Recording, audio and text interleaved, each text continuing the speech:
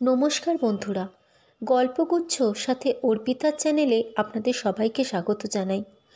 আজ আমি আবার চলে এসেছি মানিক বন্দ্যোপাধ্যায়ের লেখা গল্প তাঁতি বউয়ের দ্বিতীয় পর্বের সাথে। এর আগের পর্বে আমরা জেনেছিলাম কেদারের বিয়ে ঠিক হওয়াতে মুক্তা ভেতরে ভেতরে খুব জ্বলে ওঠে এবং সে কিছু অঘটন ঘটানোর চেষ্টা করে। এই পর্বে আমরা জানতে পারবো সে নিজে কিছু অঘটন ঘটায় না তার সাথে কোনো অঘটন ঘটে যায়। জানতে হলে পুরো গল্পটি শেষ অবধি শুনতে থাকুন। এই গল্পটি বলার সময় আমার যদি কিছু ভুল হয়ে থাকে তাহলে আমি সবার কাছে ক্ষমা প্রার্থী। আর গল্পটি যদি আপনাদের ভালো লেগে থাকে তাহলে লাইক, সাবস্ক্রাইব ও ছোট্ট একটি কমেন্ট করতে ভুলবেন না। আপনারা কমেন্ট করলে তবেই তো আমি জানতে পারবো আমার গল্প পাঠ আপনাদের কেমন লাগছে। তাহলে চলুন শোনা যাক আজকের গল্প মানিক বন্দ্যোপাধ্যায়ের লেখা তাঁতি বউ দ্বিতীয় পর্ব।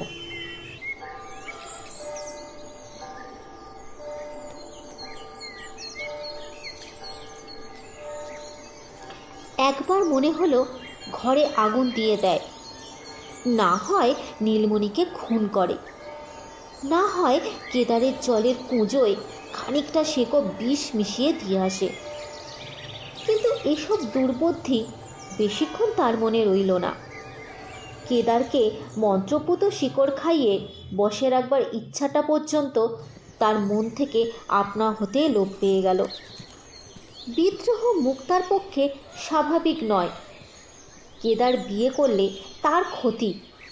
সে যেরকম স্বার্থপর মেয়ে মানুষ, ক্ষতি সহ্য করা তার পক্ষে কঠিন। কিন্তু অবস্থা বিশেষে প্রতিবাদ অথবা প্রতিকারের চেষ্টা করাও তার দ্বারা অসম্ভব। নিদারুণ হিংসে ভেতরে ভেতরে সে নিঃশব্দে জ্বলতে লাগলো। ইতিমধ্যে নীলমণি একদিন বোনা কাপড়গুলো নিয়ে শহরে চলে গেল। কাপড় নিয়ে নীলমণি যেদিন শহরে যায় সেদিন সে আর ঘরে ফেরে না। রাত্রিটা মুক্তা কেদারের ঘরে, কেদারের ময়ূরশিয়রী পালঙ্কের ধপধপে নরম বিছানায় রাত কাটায়। মুক্তা এক ফাঁকে কেদারকে খবরটা দিয়ে রাখল, তাঁতি আজ কাপড় নিয়ে শহরে গেছে ছোটবাবু, আসে আর ঘরে ফিরবে নে। তাহলে রাত্রিরে চলে আসিস আমার ঘরে। একান্ত তাচ্ছিল্যে ভরা নিমন্ত্রণ, সুরটা পর্যন্ত বদলায়নি। মুক্তার আনন্দের আজ শেষ নেই। প্যাসেজে মাদুর বিছিয়ে মুক্তা শুয়ে পড়ল। বড় বউ বলল, কি লো, তাঁতি শহরে গেলে আজও ছোঁড়ারা দরজা ঠেলে নাকি? মুক্তা বলে উঠল, ওই তো কম্ম মা ওদের, মরেও না হতক ছাড়ারা, কি করব বলুন, তাই তো এখানে শুই। বড় বউ ঘরে গিয়ে দরজা দিল।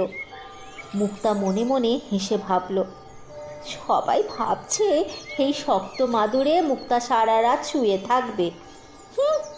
কি নরম গদির বিছানায় গিয়ে শোবো একটু পরে, কেউ তো তা জানে না। তারপর সকলে ঘুমিয়ে পড়লে আস্তে আস্তে গিয়ে মুক্তা কেদারের দরজা ঠেলে। কেদার আজ দরজা বন্ধ করে ঘুমোচ্ছে। এরকম কখনো ঘটেনি। রাত বেশি হলে কেদার ঘুমিয়ে পড়েছে বটে, কিন্তু তারই আদেশে তাকে জাগাতে মুক্তা চেষ্টাও কম করেনি। কিন্তু দরজা বন্ধ থাকলে ডাকাডাকির আদেশ তো নেই কেদারের। নতুন বউ বিশেষ সুন্দরী নয়, নাম মুকুল, এবং এখনও সে মুকুলই বটে। মুকুলকে কেদারের ভালো লাগলো। মুক্তা তার বন্য যৌবনকে অনেকটাই পরিতৃপ্ত করেছিল। অত্যাচার মুক্তা ভালোই বাসত। বিয়ের রাতে মুকুলের ছলছল চোখ দেখে কেদারের সাহসা অত্যন্ত মমতাবোধ হলো। তার দুরন্ত নারী প্রেমে এক রাত্রে বাৎসল্য সঞ্চারিত হয়েছে। বিয়ের পর যে 7 দিন মুকুল এখানে রইল, তার মধ্যে মুক্তা কতবার যে নববধূর মৃত্যু কামনা করল তার ইয়ত্তা নেই।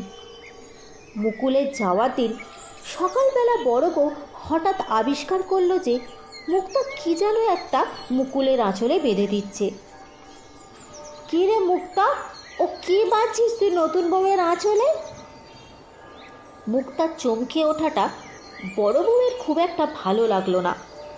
ও মা, এই মানে এটা না একটা শেকড় বেঁধে দিচ্ছি গো।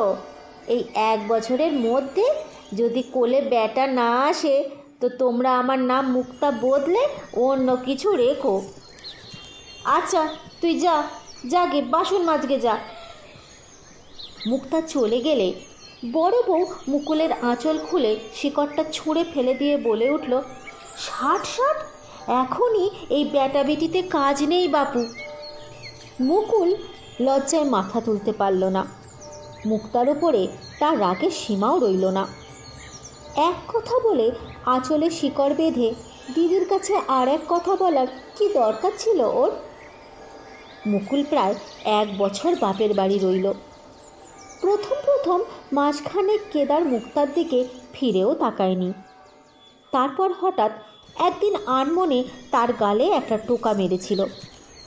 শ্বাস রোধ করে মুক্তা বলেছিল, রাতে এসে থাকবো ছোটবাবু।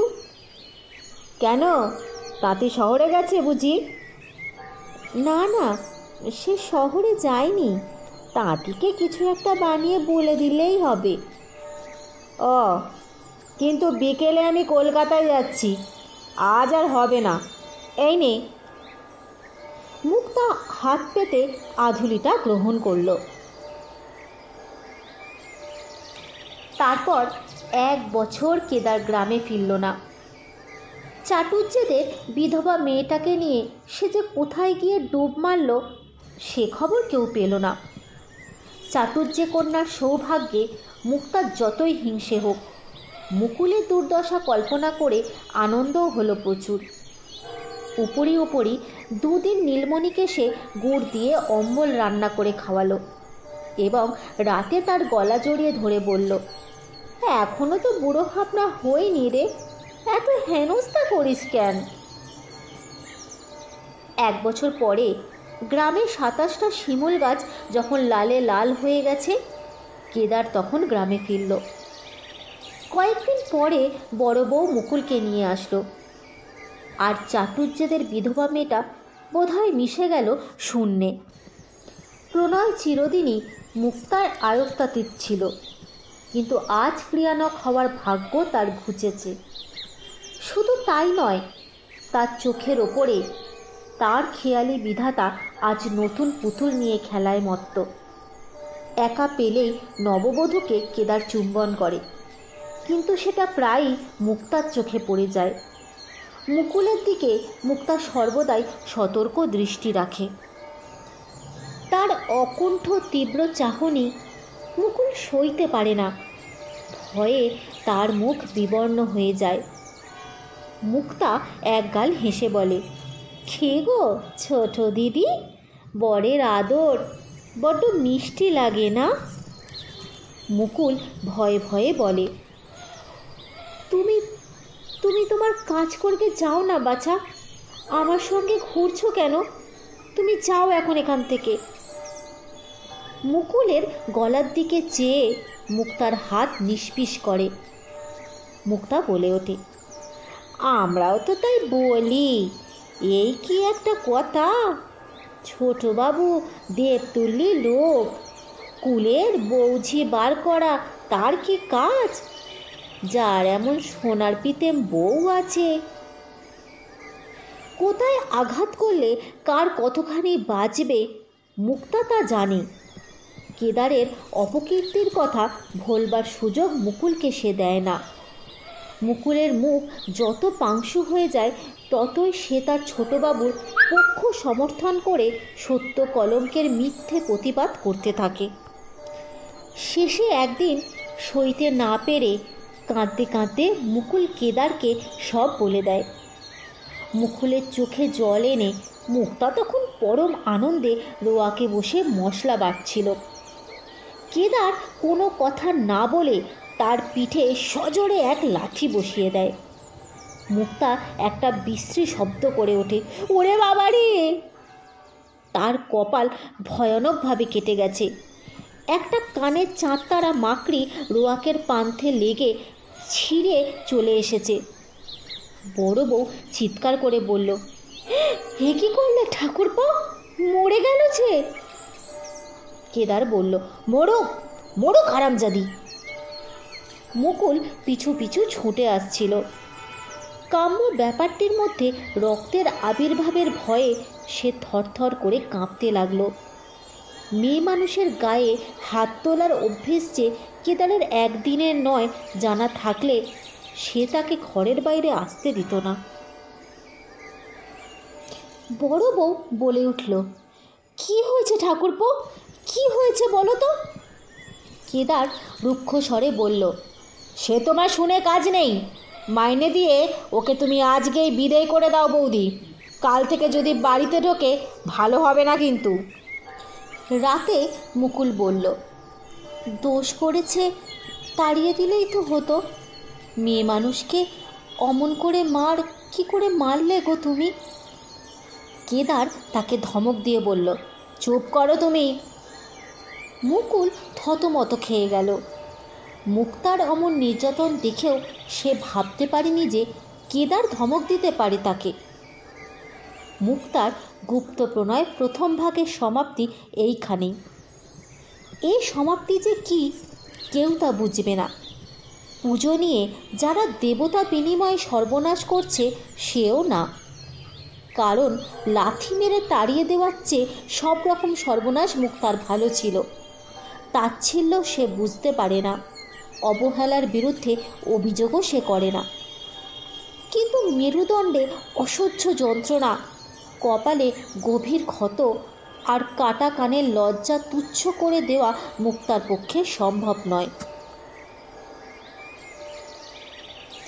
কেদার আর দেবতা নয়, সে এখন দানব। নীলমণির মতো কেদারকেও মুক্তা আজ সামনাসামনি অকথ্য গাল দিতে পারে। বোধ করি হাতের কাছে ছোঁড়বার মতো কিছু থাকলে ছুঁড়েও মারতে পারে।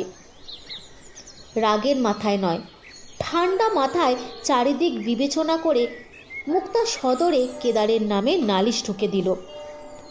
কেদারের 10 বছরের জেল হলে মুক্তার মনের মতো হতো, কিন্তু সেরকম কিছুই হলো না। আদালতে প্রমাণ হয়ে গেল মুক্তা যেদিন মার খেয়েছে কেদার সেদিন এবং তার আগের ও পরের দিন অনেক দিন কলকাতাতেই ছিল। নীলমণি বলল, কি করবি বল, গরিবের বিচার নেই। তারপর আফসোস করে বলল, মধ্যিখান থেকে বাবুদের চটিয়ে রাখলি, ওনাদের সাথে নাকি আমরা শত্রুতা করে পারি। মুক্তা শুধু বলল, এ শোধ আমি তুলব তাতি, তুই দেখে নিস। কিন্তু দিনের পর দিন কেটে গেল, শোধ আর মুক্তা তুলতে পারল না। শিমুল গাছের লাল ফুলগুলি অনেক দিন হলো তুলো হয়ে উড়ে গেছে। সরকার বাড়ি ধুমধামের সঙ্গে পুজো হওয়ার পর শীতের গোড়ার দিকে ছেলে হওয়ার জন্য মুকুল বাপের বাড়ি চলে গেছে। মুক্তা এখনও কেদারের কিচ্ছু করতে পারেনি। মাঘ মাসে কার কুপরামর্শে 1 বস্তা তাঁতের কাপড় নিয়ে নীলমণি একেবারে কলকাতায় চলে গেল। একদিন সন্ধ্যের পর কেদার আসলো। কেমন আছিস রে মুক্তা?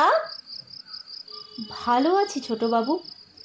হতভম্ব মুক্তা না পারল কেদারকে প্রণাম করতে, না পারল বসতে বলতে। নিঃশ্বাস রোধ করে শুধু চুপচাপ দাঁড়িয়ে রইল। কেদার বলে উঠল, সেদিন তোকে মেরে অবধি এমন মন খারাপ হয়ে আছে কি বলবো, খুব চটেছিস না? বলতে বলতে নির্লজ্জ পদক্ষেপে কেদার ঘরে ঢুকে পড়ল। মুক্তা তাকে অনুসরণ করে দরজা ভেজিয়ে দিল। একটা যে করুণ শব্দ হলো, সেটা দরজারই মরচে পড়া কবজার শব্দ। আজ আমার গল্পটি আমি এখানেই শেষ করছি। আশা করি এই গল্পটি আপনাদের মন ছুঁয়ে গেছে।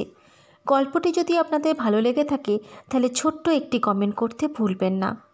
আর আমার সঙ্গে এতক্ষণ সময় কাটানোর জন্য আপনাদের সকলকে ধন্যবাদ জানাই।